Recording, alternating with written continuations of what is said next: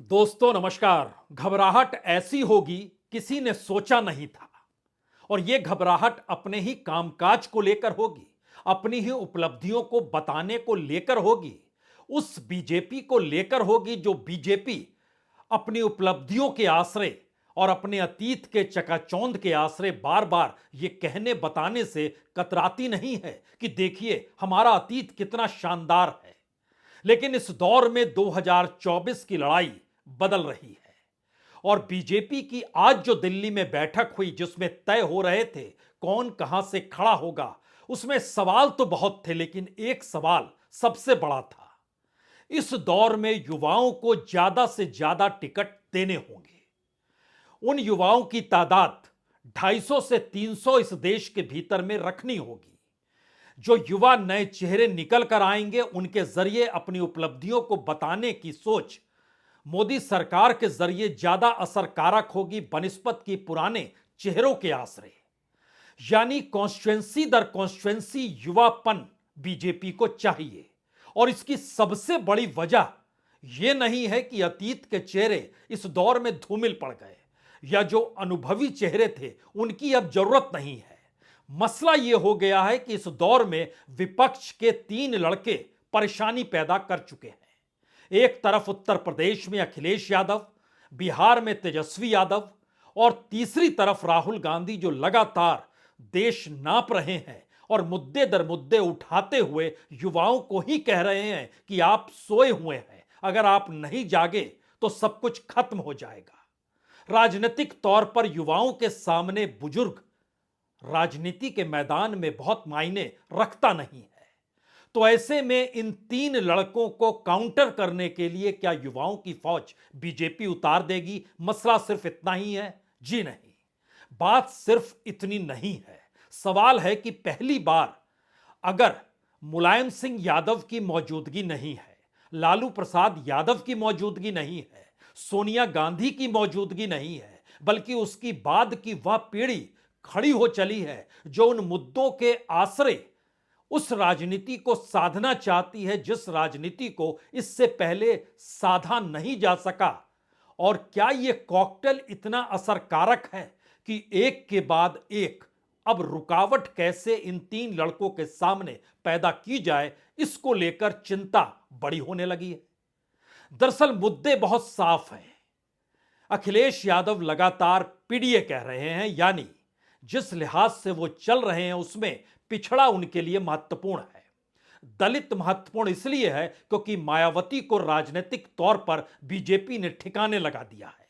और अल्पसंख्यक समुदाय जो बंट जाता था उत्तर प्रदेश के भीतर मायावती और कांग्रेस को लेकर, और उसमें समाजवादी पार्टी के हिस्से में कितना आएगा वोट, यह सवाल रहता था। तो पीडीए नारे के तौर पर अब उत्तर प्रदेश की राजनीति में जिले दर जिले घूम रहा है और अखिलेश यादव इस मुद्दे को और उसके विस्तार को लगातार बता रहे हैं। राजनीतिक दृष्टि से अगर समझिए तो पीडीए का मतलब बहुत साफ है। इस दौर में जिसका जिक्र राहुल गांधी कर गए, तकरीबन 88% तादाद वोटरों की जो है वो पीडीए के दायरे में आ जाएगी। सवाल अगला यह है, क्या दूसरी तरफ तेजस्वी यादव जब पिछड़ों का जिक्र करते हैं और गरीब गुरबों का जिक्र करते हैं तो जिस गरीबी को बड़ी जाति के तौर पर प्रधानमंत्री मोदी अपने भाषण में रखना चाह रहे हैं, क्या वो खारिज हो जा रहा है? और तीसरा सवाल युवाओं को लेकर और ओबीसी के नारे के साथ राहुल गांधी जो देश भर को नाप रहे हैं और हर जगह इस मुद्दे को लगातार उठा रहे हैं, क्या उससे असर उस मंडल की राजनीति को दोबारा से बल मिलने लगा है? ये तीनों तीन दिशाएं हैं, लेकिन ये तीनों तीन दिशाएं तीन तरीके से मारक हो चली है। और ये परेशानी इस दौर में मोदी शाह की उस बिसात पर आकर टिक गई है जहां पर उन्हें लगने लगा था कि सब कुछ अनुकूल है, क्योंकि जाति की परिभाषा बदल डाली, भ्रष्टाचार को लेकर जितना शोर मचाना था मचा लिया। लेकिन उसके बाद अगर ये तीनों खड़े हो चले हैं तो ताजा घटना तो लगभग 36 घंटे पहले जो नोटिस सीबीआई के जरिए गया अखिलेश यादव को, वह आपके जहन में आ सकता है, जिसका लिखित जवाब अखिलेश यादव ने सीबीआई को दे दिया। लेकिन दूसरा सवाल यह भी है कि इसके बाद अगला नंबर तेजस्वी को बुलावा देने का है, और उससे बड़ा मामला यह है कि 25 मुकदमे जो अलग अलग राज्यों में राहुल गांधी के खिलाफ चल रहे हैं और यूपी की यात्रा के वक्त भी जहां एक मामला अभी का नहीं 2018 का मामला कहां से निकल आया और सहारनपुर की निचली अदालत में उन्हें पेश होने जाना पड़ा, यह स्थिति मध्य प्रदेश में मौजूद है, यह परिस्थिति महाराष्ट्र में मौजूद है, यह परिस्थिति गुजरात में मौजूद है, इन तमाम और यह परिस्थिति राजस्थान के भीतर भी मौजूद है। यानी न्याय यात्रा जहां जहां से निकलेगी राहुल गांधी के रास्ते में रुकावट है और यह रुकावट हेराल्ड पर आकर टिकती है, जिसके दस्तावेजों को इस दौर में एक बार फिर उसी तर्ज पर टटोला जा रहा है जैसे 5 दिनों तक 50 घंटे बुलाकर पूछताछ हुई थी। तो इसका मतलब दो ही है। पहला मतलब रुकावट पैदा कर दीजिए और दूसरा मतलब उसके ठीक समानांतर एक बड़ी लकीर खींचने की कोशिश कीजिए। तो युवाओं को टिकट देने की सोच बीजेपी के भीतर पनपने लगी है। लेकिन आइए जरा सिलसिलेवार तरीके से समझ ले, इस देश के भीतर में 300 सीट जो पीडीए के दायरे में है, जो इस देश में ओबीसी के दायरे में है और जिन सवालों को गरीबों के आसरे उठा रहे हैं तेजस्वी यादव बिहार घूम घूम कर उसके आसरे में है। और इन 300 सीटों में से बीजेपी के कब्जे में फिलहाल 245 सीटें हैं। यानी राजनीतिक तौर पर बहुमत के करीब पहुंचने की स्थिति में ये 300 सीटें ही हैं, जिस पर सेंध लगाने की कोशिश ये तीन लड़के सिर्फ बिहार उत्तर प्रदेश की 120 सीट नहीं, बाकी देश के अलग अलग प्रांतों में फैले हुए 180 सीट और हैं। तो आइए जरा सिलसिलेवार तरीके से परिस्थिति को पलटे। उससे पहले अखिलेश यादव के तेवर अब मिलने वाले नोटिस को लेकर कड़े हो गए और पहली बार वो बोलने से कतराए नहीं। पीडीए का विस्तार हो रहा है, बीजेपी घबराई हुई है और उन्होंने याद कर लिया अपने पिता मुलायम सिंह यादव को भी कि दरअसल सीबीआई के दायरे में तो उनके पिता को भी लाया गया था, लेकिन अब वो घबराएंगे नहीं। सीबीआई का समन आया था, कहा जा रहा है कि आपने पेशकश की है वीडियो कॉन्फ्रेंसिंग से वहां पेश होने की। जो सीबीआई की तरफ से कागज आया था उसका जवाब मैंने दे दिया है। समाजवादी पार्टी हर संस्था का सहयोग करती है और कोई पहली बार नहीं हुआ है या पहली बार सीबीआई नहीं बुला रही है। याद करो नेताजी और हमारे परिवार को कितने दिन सीबीआई के अंडर रहना पड़ा। अगर आप राजनीति कर रहे हैं और पीडीए के लिए आप लड़ाई लड़ रहे हैं तो इन सब चीजों का सामना करना पड़ेगा। इसीलिए मैंने कहा कि भारतीय जनता पार्टी इस समय सबसे ज्यादा कमजोर है, सबसे ज्यादा कमजोर स्थिति में। 10 साल के बाद भी इतने घबराए हुए लोग। और मैं आपसे कह रहा हूं कि यूपी से आए थे, यूपी से ही जाएंगे बाहर। दरअसल अखिलेश यादव इस बात को समझ रहे हैं, समझ चुके हैं। उत्तर प्रदेश में मंडल कमंडल की राजनीति के बाद दो बड़ी ताकतें उभर कर आई थी और उसमें से एक ताकत को बीजेपी ने हाशिए पर ढकेल दिया या फिर राजनीतिक तौर पर उस पर नाकेबंदी कुछ इस तरीके से कर दी कि उस पार्टी के तमाम सांसद भी अब उस पार्टी को छोड़कर अलग अलग जगहों पर ठिकाने लगाने लगे हैं। दरअसल जिक्र मायावती की पार्टी बीएसपी का है और बीएसपी अगर मैदान में नहीं है तो अखिलेश यादव इस हकीकत को जानते हैं कि उत्तर प्रदेश में सबसे बड़े राजनीतिक दल के तौर पर जो मंडल कमंडल से निकले थे उसके बाद उनकी ताकत को कोई चुनौती दे नहीं सकता है अगर दलितों का वोट उनके साथ खड़ा हो गया और अल्पसंख्यक समुदाय तो साथ खड़ा है।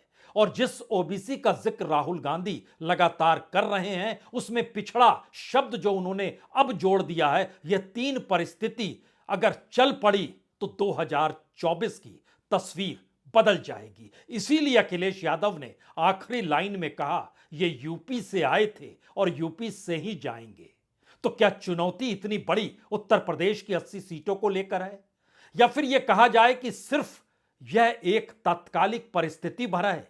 जी नहीं, ऐसा नहीं है। उत्तर प्रदेश की राजनीति जाति के हिसाब से चलती है, इसे इनकार नहीं किया जा सकता है और उसमें मायावती के ना रहने पर अखिलेश यादव की ताकत का एहसास सिर्फ इससे हो सकता है। समझ लीजिए कि उत्तर प्रदेश की विधानसभा के भीतर लगातार ध्यान दीजिए तो कम से कम वोट जो मिले 2022 में मायावती को मिले जब वो सक्रिय ही नहीं हुई, यानी वो शांत बैठ गई।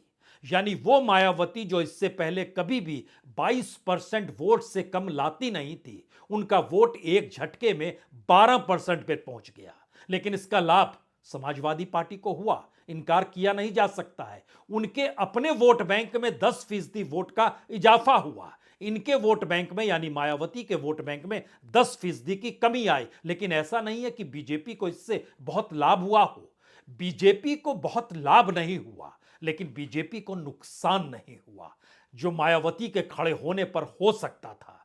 तो अपनी सत्ता उनकी बरकरार रही। लेकिन एक सवाल यह भी है कि जो मायावती का वोट बैंक था, अगर उसमें सिर्फ जाटव अभी भी मायावती के साथ है, तो बाकी दलित वोट बैंक जिसकी संख्या तकरीबन 10 से 11% है, वो कहां जाएगी?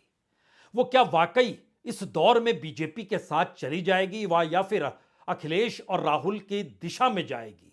यह सवाल कहीं ना कहीं दिल्ली को परेशान कर रहा है। और अगर ध्यान दीजिए तो 2017 में मायावती को 22.5% वोट मिले थे, 2012 में 25% वोट मिले थे, 2007 में 30% वोट मिले थे। लेकिन अगर आप लोकसभा में भी देखें तो लोकसभा में 2009 के चुनाव में पूरे देश के भीतर 6.5% वोट मिले थे मायावती को, जो मैक्सिमम थे। 2004 में हालांकि 5.5% मिले थे। लेकिन जब नरेंद्र मोदी की एंट्री हुई उस बरस और उसके बाद की परिस्थिति में भी 4 और 3.5% वोट दोनों स्थिति में मिले। यह वोट कहां जाएगा? और यही वो वोट है जिसका जिक्र राहुल गांधी देश में घूम घूम कर रहे हैं, जो दलितों को साथ ले रहे हैं और बताने की स्थिति में है कि देखिए 50% ओबीसी मानिए, 15% आपको लेकर चलना होगा दलितों को, और उसके बाद आपको 8% लेकर चलना होगा आदिवासियों को। वह जो बता रहे हैं उसमें 73, उसके बाद अब उन्होंने माइनॉरिटीज को भी जोड़ा है, अल्पसंख्यकों को भी जोड़ा है। लेकिन इसका अगला सवाल बिहार में है। यानी एक तरफ 80 सीट है और उसके बाद 40 सीटें हैं। और बिहार के भीतर की तस्वीर तेजस्वी जिस तरीके से पिछड़ा तबके को रोजगार देने का जिक्र करते हुए और गरीब गुरबों को मुख्य धारा में जोड़ने का जो जिक्र कर रहे हैं, उनकी जुबा और उनकी बॉडी लैंग्वेज लालू यादव वाली कतई नहीं है। और जिस अंदाज में वो राजनीति को बिहार में साधना चाह रहे हैं, उसका ऐलान वो अकेले नहीं करेंगे, 3 मार्च को पटना के गांधी मैदान में करेंगे। यानी वो समझ रहे हैं कि उनकी ताकत अपने आप में पूरी नहीं है। तो क्या कांग्रेस और राहुल गांधी जिस राजनीति को साध रहे हैं, वह कम से कम इन 120 सीटों पर अखिलेश और तेजस्वी की जरूरत भी है और कांग्रेस की मजबूरी भी है? ये दोनों परिस्थिति को जब मिलाइएगा तो बहुत सारी तस्वीर राजनीतिक तौर पर इस देश के अलग अलग हिस्सों में उभरती दिखाई देगी। लेकिन उससे पहले एक तस्वीर ऐसी है जो बतलाती है कि किस तरीके से तेजस्वी जिस राजनीति को साधना चाह रहे हैं, वो धीरे धीरे अपने हाथों में समेट रहे हैं। सहरसा की यह तस्वीर है, जरा देखिए इसे।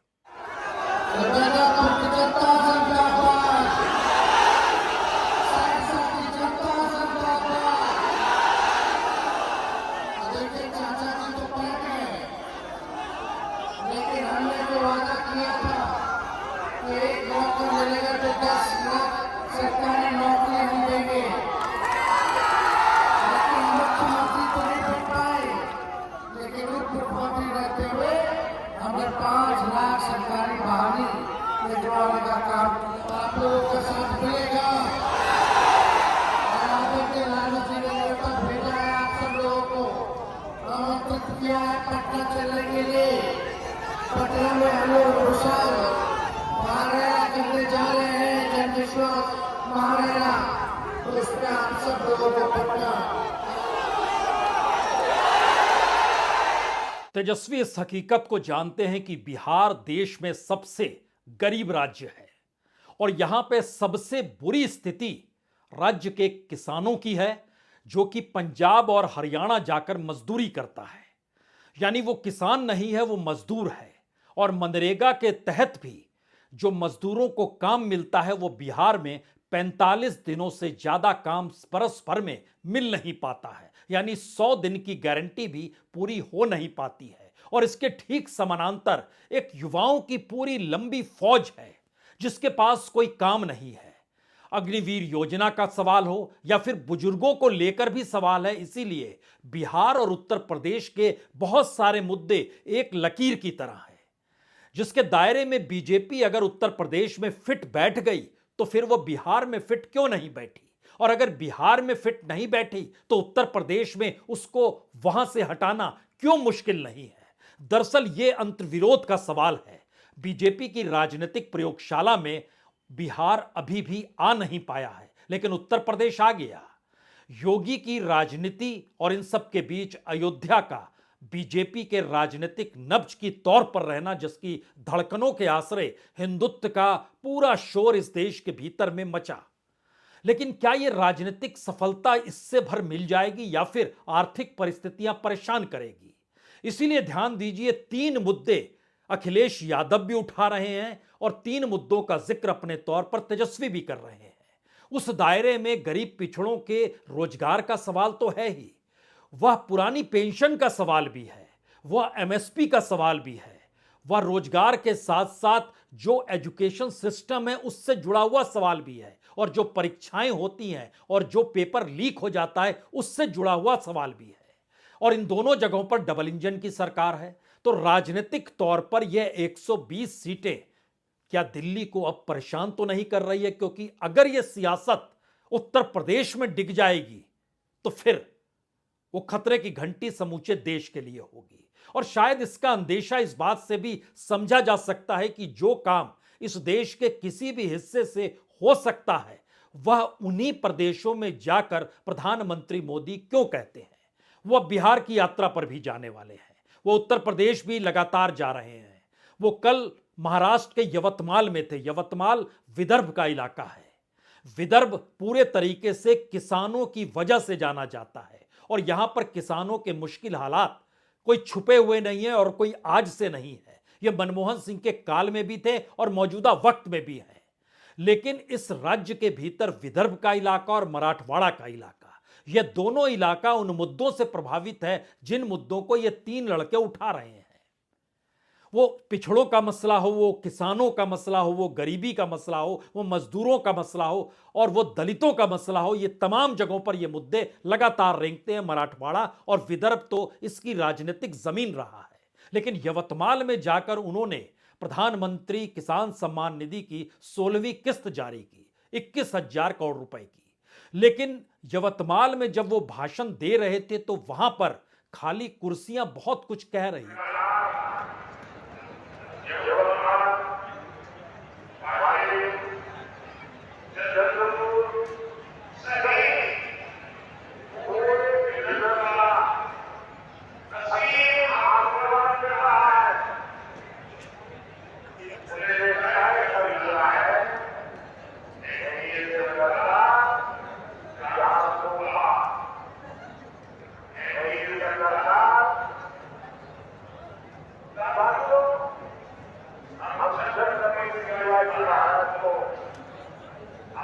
उन खाली कुर्सियों को भी अगर देखिएगा तो आपके जहन में कई सवाल आएंगे। क्या प्रधानमंत्री को लेकर भी कोई रुचि महाराष्ट्र के भीतर अगर नहीं है तो फिर स्थिति क्या महाराष्ट्र में भी नाजुक होगी? क्योंकि महाराष्ट्र के विदर्भ के इलाके को अगर परखिए तो विदर्भ में 10 सीटें हैं, जिसमें से 5 सीट पिछली बार बीजेपी जीती थी, 3 सीट शिवसेना जीती थी, कांग्रेस सिर्फ 1 सीट जीत पाई थी चंद्रपुर की, और 1 इंडिपेंडेंट के हाथ में थी अमरावती की। और मराठवाड़ा में भी कमोवेश यही स्थिति थी। 8 में से 4 सीट बीजेपी जीती थी, शिवसेना 3 सीट जीती थी, और 1 सीट AIMIM जीती थी। AIMIM को लेकर लगातार इंडिया जब यह हमला करने लगा कि दरअसल ये बीजेपी के साथ खड़ी है, तो यह उत्तर प्रदेश के जरिए अब चीजें मैसेज आ रही है। क्योंकि AIM ने बहुत साफ तौर पर कहा उत्तर प्रदेश की 7 सीटों पर वह चुनाव लड़ेगी।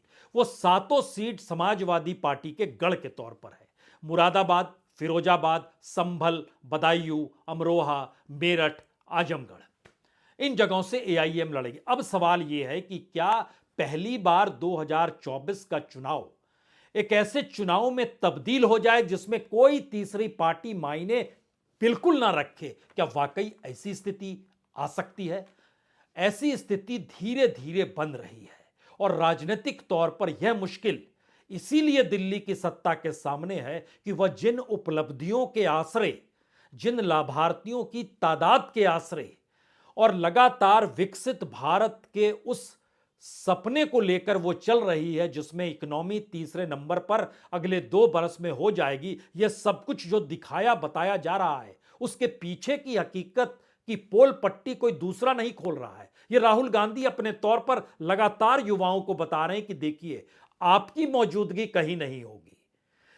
यह पुराना है, 2-3 दिन लगातार वो जो कह रहे थे, इस दौर में तो न्याय यात्रा थम गई है जो 2 तारीख से शुरू होगी, लेकिन हमको लगता है कि 6 दिन पहले जिन बातों का वो जिक्र कर रहे थे, जब वो उत्तर प्रदेश में बनारस में एंट्री हुई और उसके बाद से वो लगातार, चाहे वो अमेठी का इलाका हो, रायबरेली का इलाका हो, आगरा का इलाका हो, इन इलाकों में जिन बातों को दोहरा रहे थे, वह इन 3 लड़कों में कहीं ना कहीं एक ऐसे ऑक्सीजन के तौर पर है कि अगर यह चमत्कार हो गया राजनीतिक तौर पर, तो भारत की राजनीति में पहली बार युवा मायने रखेगा।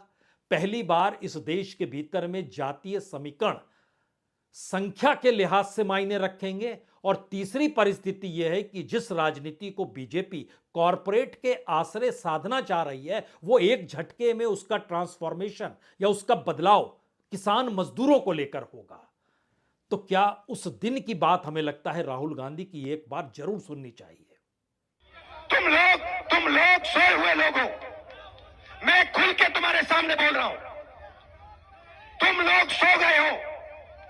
73% हिंदुस्तान का जो बब्बर शेर है, जो इस देश को चलाता है, जो इस देश को आगे ले जाता है, वो सो गया है, डर गया है।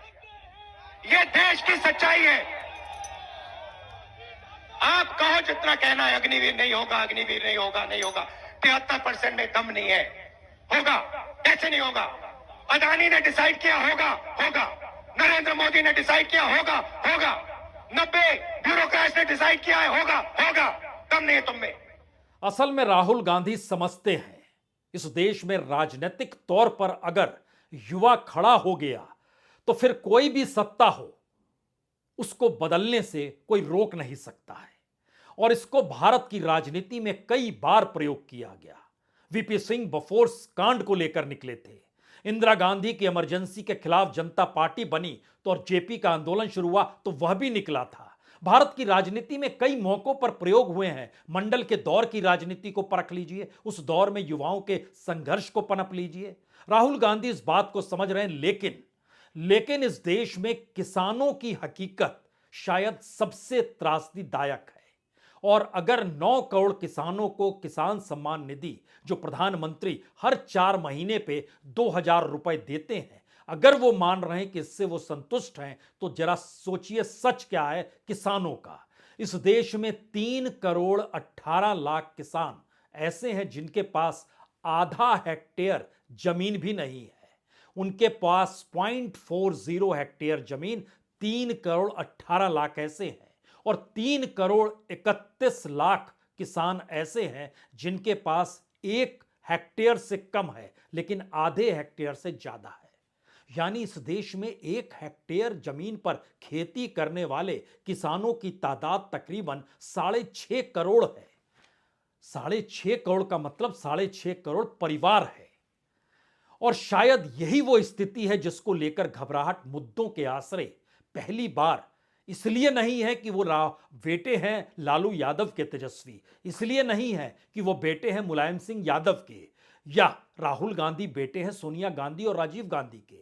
सवाल यह है कि इनके जरिए जो 21वीं सदी में और 2024 के भीतर का सवाल है, वो भारत की उस राजनीतिक जमीन को हिला रहा है जिस राजनीतिक जमीन पर एक भव्य अर्थव्यवस्था का पूरा खाका बार बार दिखाया जा रहा है, जिसकी चकाचौंध में दुनिया में तीसरी ताकत के साथ अर्थव्यवस्था का बनना है, जिसकी ताकत 2 दशक के बाद भारत का विकसित राष्ट्र हो जाना है। और इस दौर में बढ़ता हुआ इंफ्रास्ट्रक्चर, बड़ी बड़ी सड़कें, चौड़े चौड़े पुल, तमाम चीजें हैं, रेलगाड़ियों का बदलता हुआ ढांचा, सब कुछ है, लेकिन उसके भीतर का सच या खोखलापन कहीं डराने वाला तो नहीं है। यही वो सवाल है जिसको लेकर दिल्ली घबराई हुई है, वो रोकने पर बेचैन है, नोटिस दिए जाएंगे, दिए जा चुके हैं तो बुलाया जाएगा, बुलाया जाएगा तो घेराबंदी कड़ी कर दी जाएगी। स्थिति यही है। बहुत बहुत शुक्रिया, बहुत बहुत शुक्रिया।